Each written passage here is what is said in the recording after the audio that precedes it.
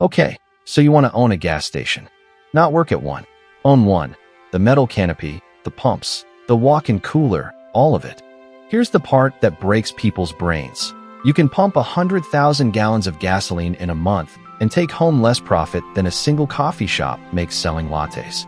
The fuel isn't the business. The fuel is the bait. And if you buy a gas station thinking the gas is where the money is, you're going to lose it, slowly at first, and then all at once. The day a 30-year-old tank buried under your parking lot starts leaking and hands you a bill nobody warned you about. By the end of this video, you'll know exactly why a business that sells one of the most in-demand products on earth barely breaks even doing it, what actually pays the mortgage instead, what it really costs to buy in, and how one company looked at this entire model and flipped it upside down hard enough to become one of the most profitable retail operations in the country. Picture the sign out front. Regular, $3.09. Premium, $3.69. That's the number everyone sees, and it's the number everyone assumes is where the profit lies. Higher gas prices, bigger margin, right? Wrong. And this is where most people's mental model of the business breaks before it even gets started. Of that $3.09, more than half never touches the station owner at all. It's already spent, long before the truck delivers it. First, crude oil and refining eat roughly 50 to 60 cents of every dollar at the pump. That's the biggest single cost, and the station owner has zero control over it. Second, state and federal fuel taxes take another slice before a single car has even pulled in. Third, if the customer pays with a card, and most do, the credit card processor takes a percentage of the entire transaction, not just a flat fee.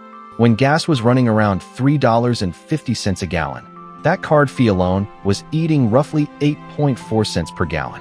Add it up, and by the time crude, taxes, and card fees are paid, the station is left fighting over what's left. Not dollars, cents. The real number is this. The average station owner nets somewhere between 3 and 7 cents of profit on every gallon sold. Some industry data puts the fuel-only net margin under 2% of revenue, among the thinnest margins in all of retail. Pump 4,000 gallons in a day, which is a solid, busy day for a single station, and you've made somewhere around $150 to $280. Before payroll, before the electric bill, before rent. That's the part that breaks people's brains. Gasoline, one of the most consumed products on the planet, might be the lowest margin item you're legally allowed to sell out of a building. You didn't buy a gas business. You bought a very expensive way to get people to pull into your parking lot. So if gas isn't the business, what is? Walk past the pumps and through the front door. That's where the real store is. The math flips entirely once you're inside. According to the National Association of Convenience Stores, fuel accounts for roughly 2/3 of a typical station's total revenue, but it generates less than 40% of the profit. The rest, the majority of what the owner actually keeps, comes from what's sitting on the shelves. A fountain drink that costs the owner 50 cents and sells for $1.50 isn't a 15-cent gallon of gas. It's a margin north of 60%. Coffee is even better. And food service alone, the hot dogs, the pizza, the made-to-order sandwiches, accounts for well over 1/3 of all in-store profit at a modern convenience store. There's even a rule of thumb operators use. A healthy station sees about $1 of inside sales for every 2 gallons of fuel pumped. If your fuel volume is high but your inside sales are low, you're not running a business. You're running a low-margin public utility with a roof on it. This is why every gas station you've ever walked into is designed the way it is. The candy at eye level by the register. The fountain machine right by the door. The lottery tickets behind glass, priced to be an impulse buy on the way out. None of that is decoration. It's the actual business, dressed up to look like an afterthought. A well-run convenience store can post margins of 30 to 35% on inside sales, compared to 5 to 10% on fuel, and chains with 5 or more locations, buying in bulk and spreading costs across the network, can push net margins as high as 7 to 10%. The pumps get you in the door. The Slurpee machine pays the mortgage. Now, the number nobody puts on the sign. What does it actually cost to open one of these? Because if you're picturing something you can start on a shoestring, the paperwork disagrees. Anyway, before we get into exactly how expensive this gets, if you're enjoying pulling business models apart like this, that's basically the whole channel. Hit subscribe, and the next one lands the same way. Walk into this as a franchisee, and the price tag depends entirely on whose sign goes up on the road.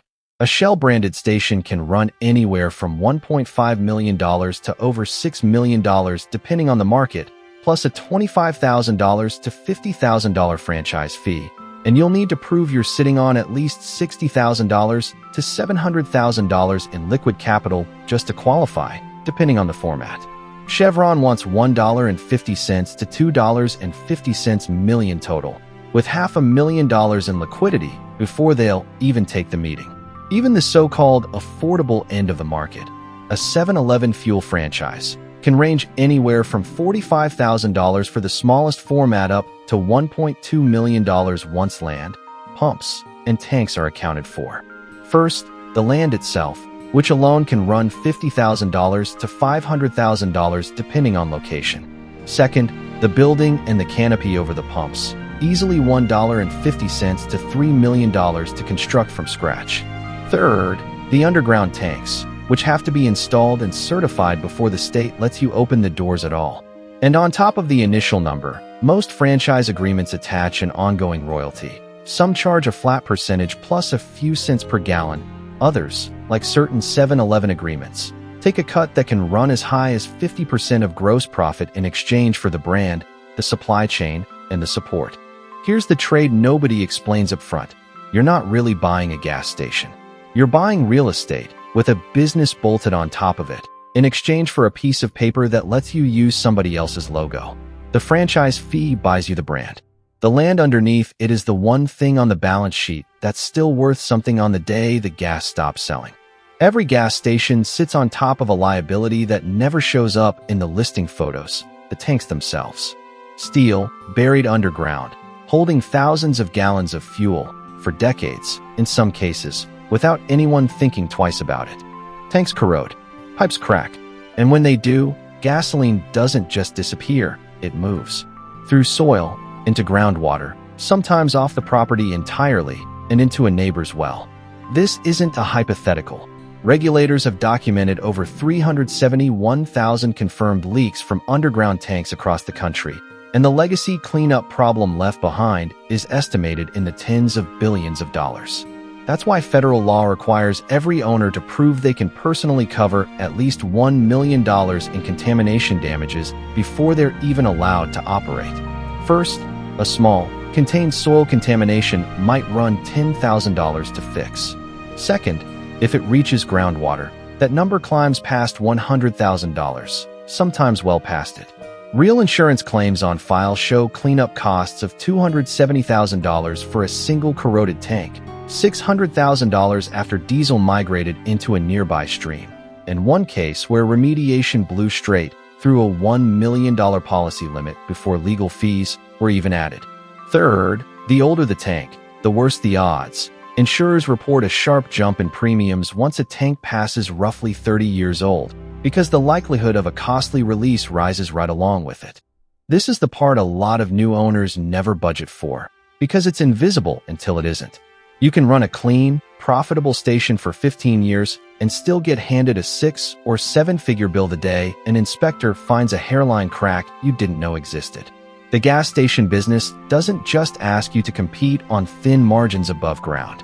It asks you to insure against a disaster you can't see, sitting directly beneath your feet. Now, one company looked at every number in this video so far and decided the entire industry had the model backwards. It didn't start with billions of dollars. It started with a hot check. In 1982, a 23-year-old named Arch Applin bought a plot of land in Lake Jackson, Texas, and opened what looked like an ordinary gas station. Decades later, alongside his partner Don Wasek, that single station has grown into a chain of roughly 50 travel centers across the South, and it treats cheap gasoline as bait exactly the way the smartest operators in this industry always have, except Buc-ee's took the idea further than anyone else. A typical station earns about 2/3 of its revenue from fuel and 1/3 from the store. Buc-ee's inverted that completely. An estimated 2/3 of its revenue now comes from inside the building. Beef jerky, branded merchandise, made-to-order barbecue, a car wash the company claims is among the largest in the world, all sold inside stores that can stretch past 70,000 square feet. with over 100 fuel pumps out front just to handle the traffic. And the in-store margins back it up. Buc-ee's is estimated to run gross margins near 40% on merchandise, well above the industry average of roughly 31 to 37%, largely because so much of what it sells is private label, capturing both the manufacturer's markup and the retailer's markup on the same product. The result is a single Buc-ee's location generating tens of millions of dollars a year, by some industry estimates, 10 to 20 times what an average travel center pulls in, on a fraction of the total store count competitors like Pilot Flying J or Love's operate. The lesson isn't that you need a 70,000 square foot warehouse in Texas to make this business work. It's that the operators who stopped thinking of themselves as fuel sellers and started thinking of themselves as destinations are the ones who aren't fighting over pennies anymore. Everyone else is selling gasoline. Buc-ee's is selling a reason to stop. There's one more number that matters more than any of the ones you've heard so far, because it doesn't describe the business today. It describes where the business is going. Electric vehicles are already cutting into the one product this entire model is built around. Analysts at Boston Consulting Group project that up to a quarter of America's fuel stations could become unprofitable by 2035, and in markets where EV adoption runs highest, fuel profits at the pump could fall by as much as 60%. Shell, one of the largest fuel retailers on the planet, is already divesting roughly 500 stations a year while it builds out electric charging instead, with a stated goal of scaling from around 54,000 charge points today to 200,000 by 2030. And this isn't a new trend starting from a high point.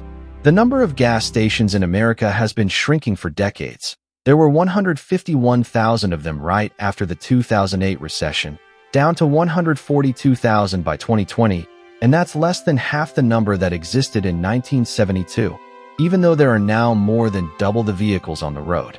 Forecasters at Bloomberg and EF project road fuel demand peaks around 2027 and then begins a structural decline for the following decade. This is the part every prospective owner needs to sit with before signing anything.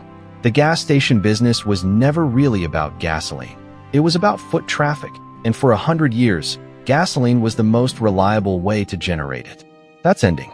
The stations that survive the next 15 years won't be the ones with the cheapest gas on the sign. They'll be the ones that already figured out how to make money from everything except it. So here's the thread running through this entire video. The businesses that win in low-margin retail aren't the ones that sell the product everyone thinks they're selling. Buc-ee's was never really in the gasoline business. It's in the real estate and impulse purchase business, wearing a gas station's clothes. Now take that same trick and scale it up by about 10,000 times. There's a company that figured out this exact playbook decades before Buc-ee's did. Except instead of gas pumps, it used something even simpler. Rock-bottom prices on things people already needed to buy every week.